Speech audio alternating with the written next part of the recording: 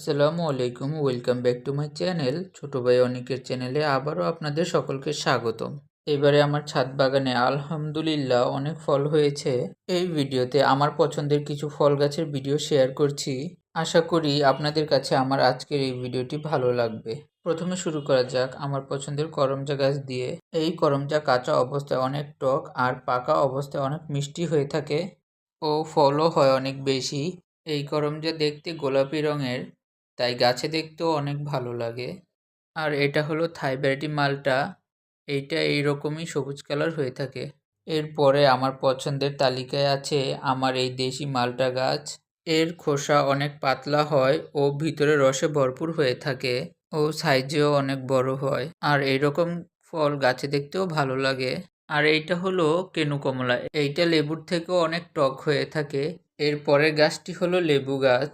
যারা আমার আগের ভিডিও দেখেছেন তারা জানেন আমার ছাদে বেশিরভাগই লেবু গাছ আছে।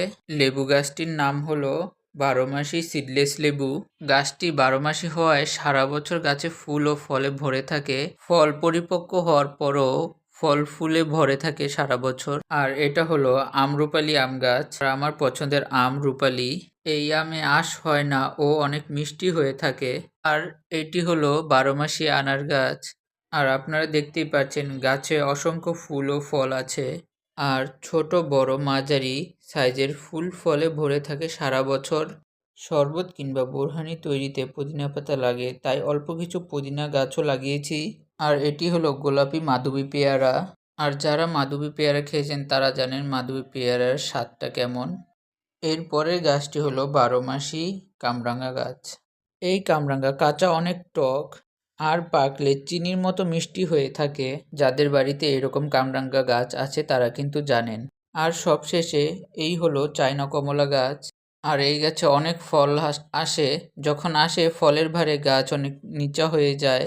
তো এবার আমার গাছটিতে ডালপালা কম থাকায় ফল অনেক কম হয়েছে। আর আজকের জন্য এতটুকুই। আল্লাহ হাফেজ।